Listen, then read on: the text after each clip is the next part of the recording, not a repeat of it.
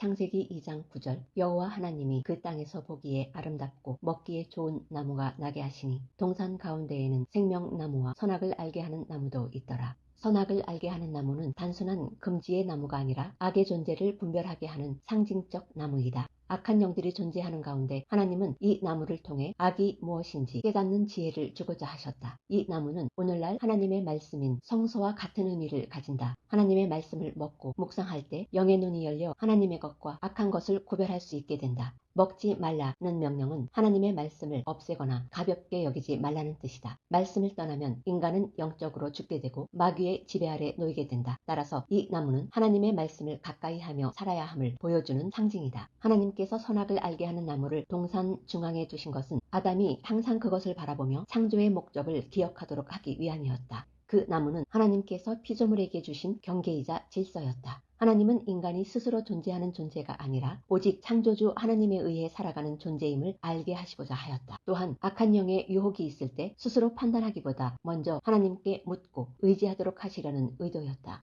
마귀의 존재를 허락하신 것조차 인간이 더욱 하나님께 가까이 나아가게 하기 위한 섭리 안에 있다. 하나님은 아담과 하와가 창조주를 의지하고 경배하며 경외하고 예배하기를 바라셨다. 피조물이 스스로 절대적 존재인 것처럼 행하지 않고 창조주의 절대성을 인정하며 거룩한 두려움 가운데 살기를 원하셨다. 또한 생사화복이 하나님께 달려있음을 인정하며 하나님의 범주 안에서 살아가기를 기대하셨다. 결국 하나님께서 선악을 알게 하는 나무를 주신 이유는 아담을 사랑하시기 때문이었다. 그 사랑 안에서 아담이 하나님의 나라를 깨닫고 영의 눈이 열려 하나님의 영광을 위해 창조되었음을 알게 되기를 바라셨다. 창조주가 인간을 만드신 이유는 하나님께 영광과 기쁨을 드리기 위해서이다. 인간은 하나님을 행복하게, 만족하게, 보람있게 해드리기 위해 창조하셨다. 인간이 결혼하여 아이를 갖는 것과 비슷하다. 부부가 아이를 원하는 이유는 먼저 아이의 행복이 아니라 부부의 기쁨과 만족을 위해서이다. 그러다가 아이를 보면서 아이의 행복을 위해 모든 것을 희생하게 된다.